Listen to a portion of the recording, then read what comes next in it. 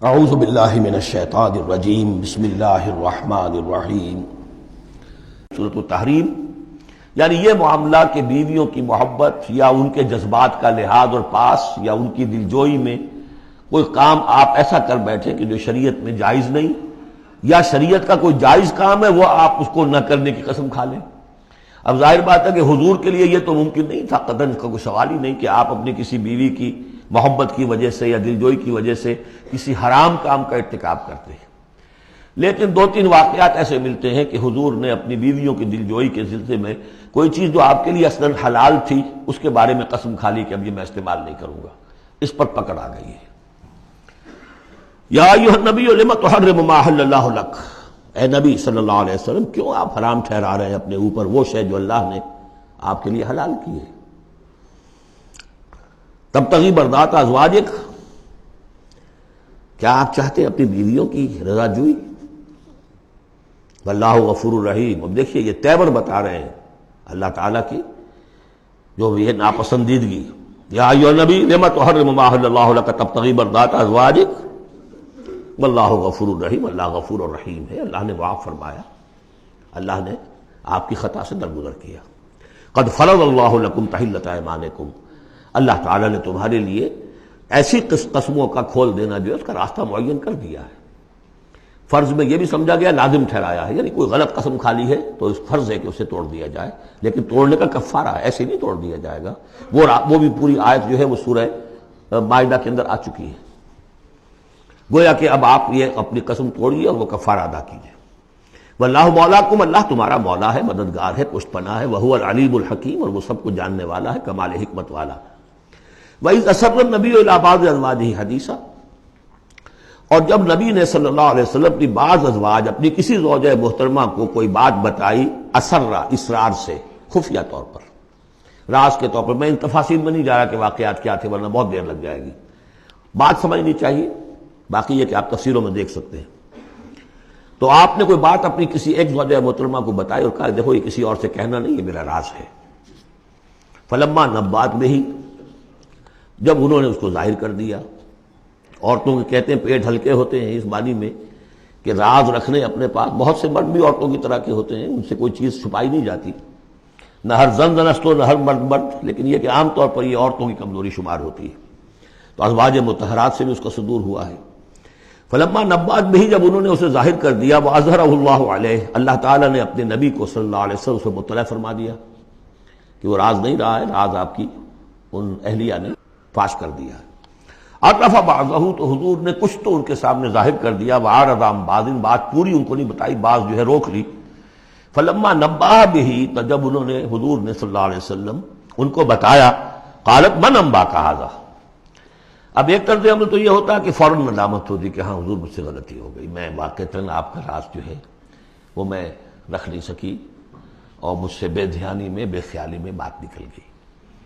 ایک دوسرا یہ ہے من انباک، آپ کو کس نے بتایا؟ یہ انداز جو ہے، دیکھیے عام بیوی عام شوہر کے درمیان اس میں کوئی حرج نہیں، لیکن جیسا کہ سورہ حجرات میں ہم پڑھا ہے، اعلموا، جان لو اچھی طرح، ان فیکم رسول اللہ، اے عائشہ، اے حفصہ، یہ تمہارے شوہر ہی شوہر نہیں ہے، یہ اللہ کے رسول ہیں۔ طرز عمل تمہارا جو ہے ان کے ساتھ بہت محتاط ہونا چاہیے، بہت محتاط ہونا چاہیے۔ من انباک، آپ کو اس نے بتایا؟ قال نبانی العلیم الخبیر، جواب میں بھی غصہ ہے حضور کا، مجھے اس نے بتایا کہ جو العلیم ہے اور خبیر ہے، جو سب کچھ جاننے والا ہے اور ہر چیز سے باخبر ہے۔ اب یہ اللہ تعالیٰ کی طرف سے آ رہا ہے، اس کی تعبیر میں اہل تشیع ایک انتہا کو نکل گئے، ہمارے عام مفسرین نے بھی انہی کی روش اختیار کی ہے، لیکن مولانا حمید الدین فراہی رحمۃ اللہ علیہ کا میں کم از کم اپنی ذات پر بہت بڑا احسان سمجھتا ہوں کہ جو انہوں نے تعبیر کی ہے، اور وہ عربی زبان کا جو اسلوب ہے اس کے اعتبار سے 100% درست ہے۔ ان تتوبا الی اللہ فقد صغت قلوبکما، اگر تم دونوں، اب ظاہر بات ہے کہ ایک اہلیہ کا نے راز چھپایا جو دیا گیا تھا دوسری اہلیہ، حضور کی دوسری اہلیہ کو کہا جاتا ہے حضرت حفصہ نے یہ معاملہ کیا، حضرت عائشہ کو بتا دیا۔ ان دونوں کے تعلقات بہت اونچے تھے، اس لیے کہ ظاہر بات ہے کہ حضور کے ہاں جو مقام اور مرتبہ تھا ابو بکر کا اور عمر کا رضی اللہ تعالی عنہما، اس کے حوالے سے ہی پھر ازواج مطہرات میں بھی خود بخود غیر شعوری طور پر یہ احساسات ہو جاتے ہیں۔ تو انہوں نے ان تتوبا الی اللہ، اگر تو اب تم دونوں اللہ کی جناب میں توبہ کرو، فقط صغت قلوبکما، اس کا ترجمہ کیا تو تمہارے دل ٹیڑھے ہو چکے ہیں۔ یہ اہل تشیع کا ترجمہ ہے، ازواج مطہرات سے انہیں بالعموم قد ہے، حضرت عائشہ سے بہت سخت ہے، لیکن یہ عام ازواج مطہرات سے۔ اس کا ترجمہ صحیح یہ ہے کہ اگر تم اللہ کی جناب میں توبہ کرو تو تمہارے لیے یہی مناسب ہے، اور تمہارے دل تو مائل ہو چکے ہیں، لیکن ایک ہوتا ہے ناز والے نیاز کیا جانے۔ اب یہ ماننا جو ہے یہ ذرا کڑا گزر رہا ہے کہ حضور مجھ سے غلطی ہوئی، آپ مجھے معاف کر دیجیے، اور وہ بھی اس لیے کہ معاملہ ہے شوہر اور بیوی کا۔ جیسے ہم کہتے ہیں کہ میاں تمہارے دل میں تو بات اب آ چکی ہے، بس تم مان نہیں رہے ہو، دل میں تو تم نے بات سمجھ لی ہے، تم اگر ایسا کرو تو یقیناً تمہارے لائق ہے، یہ انداز ہے یہ، اور یہ بہت سی مثالیں دے کر انہوں نے واضح کیا، اب میں اسے بہت بڑا احسان مانتا ہوں۔ ان تتوبا الی اللہ فقد صغت قلوبکما، اللہ کی جناب میں اگر توبہ، اچھا صغن کا ایسا لفظ ہے یہ عربی زبان کا جو میں نے پہلے بھی آپ کو بتایا تھا، مالا الی مالا عن، میلان سے، مالا کے بعد الہ ہوگا کسی شے کی طرف میلان، توجہ اس کا ہونا، دل کا ادھر رجحان ہونا، اور مالا عن کسی چیز سے نفرت ہو جانا، لفظ ایک ہی ہے، مال، میلان، الہ اور عن۔ رغب الہ، رغب عن، راغب ہوا اس شے کی طرف اور راغب ہوا اس چیز سے، متنفر ہو گیا اس چیز سے، لفظ ایک ہی ہے، رغبت۔ اس طرح سنگ کا لفظ ہے، تو سنگ جو ہے دونوں طرف جاتا ہے، تمہارا دل تو مائل ہو ہی گیا ہے، کس طرح مائل ہو گیا ہے، یعنی وہ واقعتاً اپنی خطا کا احساس ہو گیا ہے تمہارے دلوں کو، اب صرف یہ ہے کہ زبان سے بھی اس کا اعتراف کرو، جیسے کہ حضرت آدم کو احساس ہو گیا تھا اپنی خطا کا، تو اللہ تعالیٰ نے الفاظ سکھا دیے تھے، فَتَلَقَّى آدَمُ مِن رَبِّهِ كَلِمَاتٍ فَتَابَ عَلَيْهِ، یہ ترجمہ ہے اس آیت کا صحیح۔ ان تتوبا الی اللہ فقد صغت قلوبکما وان تظاہرا علیہ، اور اگر اب جیسے کہ قاعدہ ہے عام طور پر حضور کی بھی کوئی ہلکا سا سہو اگر ہو جاتا تھا تو کس قدر انداز جو ہے سخت ہو جائے قرآن مجید کے اندر، اس لیے کہ بڑے لوگوں کے معاملے بڑے ہیں، الرب رب من تنزل والعبد عبد من ترقى۔ اسی طرح جو بھی اونچے لوگ ہیں ازواج مطہرات ہیں تو ان کا بھی جو بھی اظہار ناپسندیدگی ہو رہا ہے اللہ کی طرف سے، اس میں الفاظ بڑے سخت ہیں۔ اگر تم دونوں نے کوئی گٹھ جوڑ کر لیا، ان تظاہرا علیہ، محمد کے خلاف صلی اللہ علیہ وسلم، کوئی متحدہ بھار بنا لیا، تو سن لو فإن اللہ ہوا مولاہ وجبریل وصالح المؤمنین والملائکۃ بعد ذلک ظہیر، کہ اللہ ان کا ولی ہے، دوست ہے، پشت بنا ہے، مددگار ہے، پھر جبرائیل ہے، پھر تمام صالح اہل ایمان ہے، پھر یہ کہ تمام فرشتے بھی اس کے بعد ان کے پشت بنا ہے۔ تو ان کے ساتھ معاملہ جو ہے وہ ان کے مقام کی مناسبت سے کرو، چاہے وہ تمہارے شوہر ہیں اور تم ان کی بیوی ہو، لیکن معاملہ کرو اس میں تمہارے امتی ہونے کا پہلو جو ہے وہ کہیں نگاہ سے اوجھل نہ ہو، وہ اللہ کے رسول ہیں، تم امتی ہو۔ عسیٰ ربہ، ابھی اور سختی آ رہی ہے، امید ہے کہ ان کا رب ان طلقکن، اگر تم سب کو طلاق دے دے،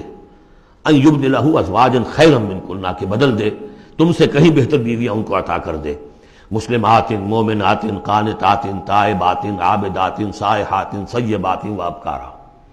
یہ سارے اوصاف ان میں واو ہے ہی نہیں، بیک وقت یہ سارے اوصاف ہوں، مسلم بھی ہوں، مومن بھی ہوں، فرما بردار بھی ہوں، توبہ کرنے والیاں، عابدات عبادت گزار، سائحات دنیا کی لذات سے کنارہ کش، سیبات بھی ہو سکتی ہیں، حضور کے نکاح میں تو اکثر سیبہ ہی آئی ہیں، سیبہ وہ ہے جن کی پہلے کوئی شادی ہوئی ہو، طلاق ہو گئی ہو، یا یہ کہ بیوہ ہو گئی ہو، اکثر و بیشتر جو آپ کے نکاح ہیں وہ سیبات سے ہیں، وہ ابکارا، اور کنواری بھی، تو ایک غالباً جہاں تک مجھے میرا ذہن ہے صرف ایک حضرت عائشہ صدیقہ ہے رضی اللہ تعالی عنہ کہ جو کنواری حیثیت سے آئی ہیں حضور کے نکاح میں، باقی سب کی سب سیبہ تھیں۔ یہ تو ہو گیا ایک خاص معاملہ عائلی زندگی سے متعلق۔ حاصل کیا ہوا کہ وہ معتدل معاملہ رکھو، حقوق الزوجین اپنی جگہ ہیں، فرائض الزوجین اپنی جگہ ہیں، اللہ کے حقوق اس سے بالا ہیں، ان کو اوپر قائم رکھو، اور اس کے تحت جو ہے جو بھی اللہ نے حقوق معین کر دیے، فرائض معین کر دیے، ان کو ادا کرو۔ لیکن یہ کہ ادھر اگر ہو گیا معاملہ تو بھی سلیقے سے ہو، بات نہیں بن رہی ہے، اگر رخصت کرنا تو شرافت کے ساتھ، اس کے یہ قواعد و ضوابط ہیں، اور اگر ادھر جانا ہے تو روکو اپنے آپ کو کہ کہیں ان کی محبت، یا ایھا الذین آمنوا ان من ازواجکم واولادکم عدوا لکم فاحذروہم، تو ڈرو، ایسا نہ ہو کہ ان کی محبت جو ہے وہ تمہیں کسی غلط راستے پر لے جائے۔ صدق اللہ العظیم۔